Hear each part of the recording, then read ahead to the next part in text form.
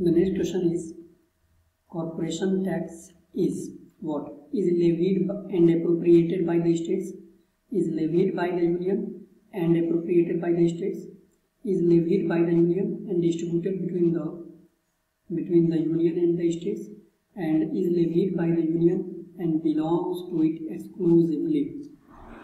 Belongs to it exclusively. So as we know that the Constitution of India, to raise finance, public finance, to raise finances for the government of India, provides power to the state to raise revenue. State, and here state means central government and state government, both union government and provincial government, both. So Constitution provides power to levy and appropriate and utilize the proceeds of the taxes. So to union government also and to state governments also. So central government or union government, there are different types of taxes. There are direct taxes and indirect taxes. This is the matter of public finance. We will not go into that much detail. But here the union government can levy three types of taxes. There are some taxes that are levied by it, levied by center, but collected by the states, collected by the states. There are some taxes that are levied by the center and collected by the states, but later distributed between the states, distributed between the center and the states, between center and state, the concerned state. Then there is a tax that is levied by the center,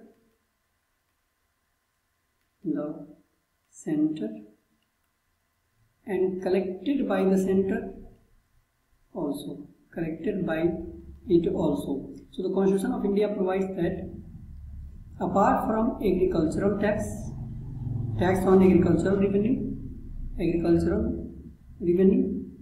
tax on agriculture, and corporation tax, all the taxes will be levied by the center, collected by the, and collected by the, some of the taxes will be collected by the states, collected by the center, but they will be distributed, the proceeds from the taxes will be distributed between the center and the states.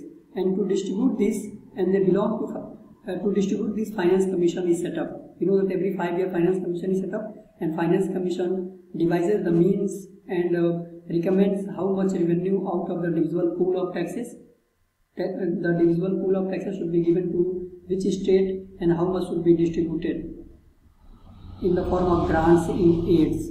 So all these taxes that are levied by the center, collected by the states, they form the divisible pool of taxes, divisible, collected, they form divisible pool of taxes, divisible pool of taxes, and they are distributed between the center and the states, center and the state. But this corporation tax is an exclusive tax for the center. So only center can levy, center can collect, and center can utilize the proceeds of this tax also.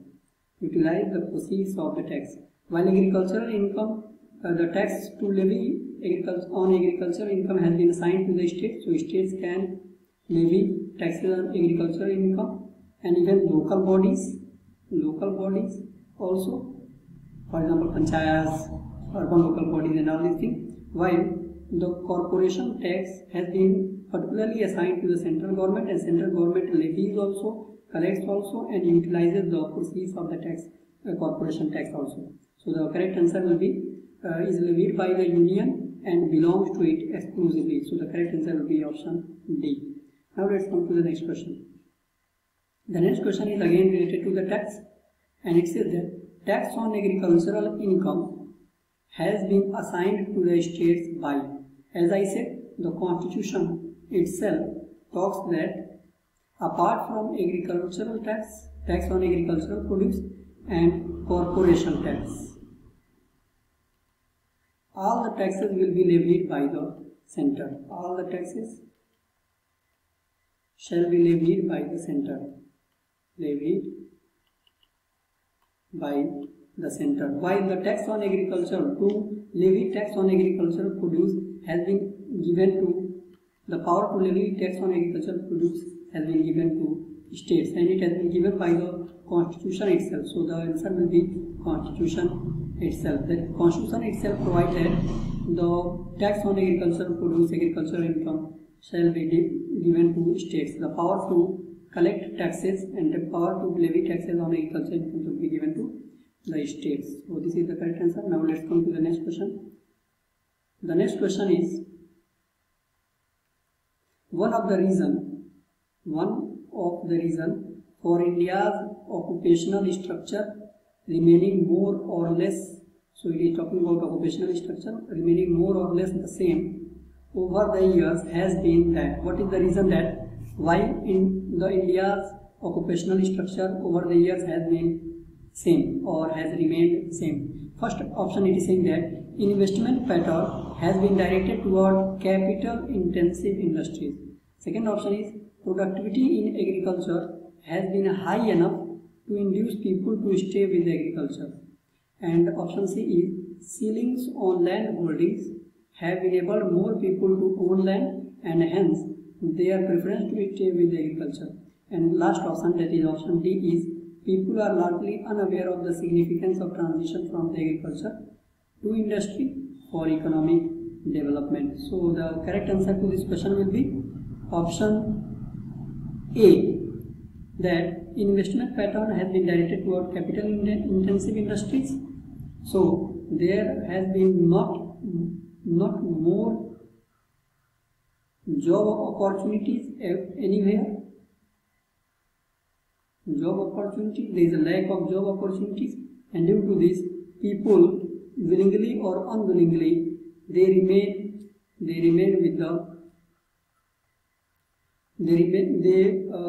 or unwillingly they stick to agricultural practices, agricultural sector. And today also agricultural sector is the biggest labor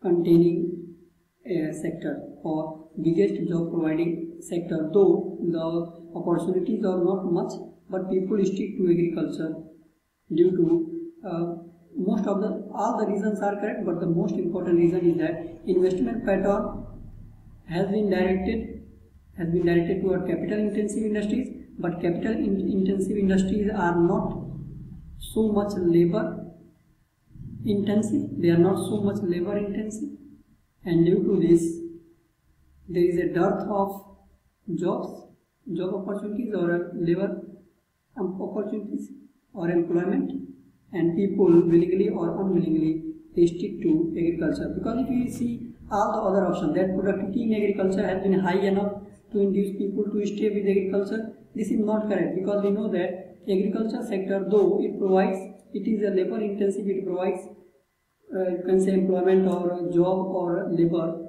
provides work to large number of the people, but the income is very meager. So this is not correct, because in India, though after green revolution also, in India the farmers income is not so good or not so ideal. So this is the reason this is not correct. Next, ceiling on land holdings have enabled more people to own land and hence their preference to stay with agriculture. This is also not correct, because we know that though Ceiling Act provided land to the landless, but the Ceiling Act has not been very successful in all over the India. Some states, Ceiling Act and land reforms were very successful, while in some states they were not so successful. So this is also not correct, that every people have enough land, and they stick with the agricultural practices and they stick with agriculture. This is also not correct, and people are largely unaware of the significance of transition from agriculture to industry for economic development. This may be a reason, but if you talk about that, people are very much aware that in agriculture there is not much opportunity, because the work in agriculture sector 4 people are doing, even one person can also do. So the rest remaining 3 people want to come out of agriculture, but they don't have employment opportunity, job opportunities, and this is the reason that they stick to agriculture despite unwillingness. So this is the reason. First answer is the correct. First option is the correct answer. Now let's come to. So in one of the last question we talked about that.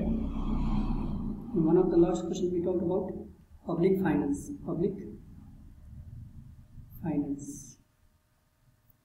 And I told that there are 3 attributes of public finance: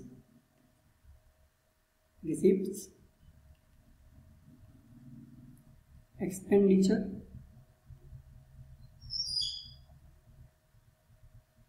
and loans. Loans may be of 2 types: foreign loans, or also called external loans, external, internal. Under external will be of intergovernmental bodies, international body, loan from international bodies, international financial institutions, for example World Bank, IMF, you can say all the other, you can say Asian Infrastructure Investment Bank, New Development Bank, and all these, and the loans from other countries. Internal loans may be short term, long term.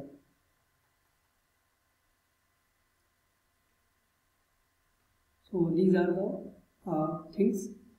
Now in expenditure we know that there may be revenue, there may be, you can say, merit expenditure, because now developmental, non-developmental, or planning, planned, non-planned, all these type of classifications has been done away. So merit expenditure, we can classify it merit expenditure and non-merit expenditure. Merit expenditure are those expenditure that lead to capital formation,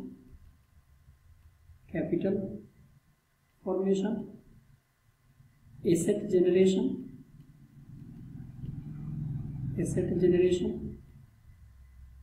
or leads to social development, economic and social development.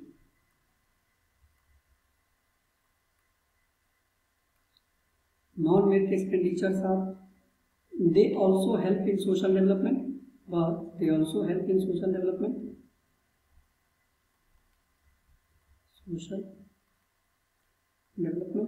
but they are subsidiary to the merit expenditures, For example, subsidies, for example, interest on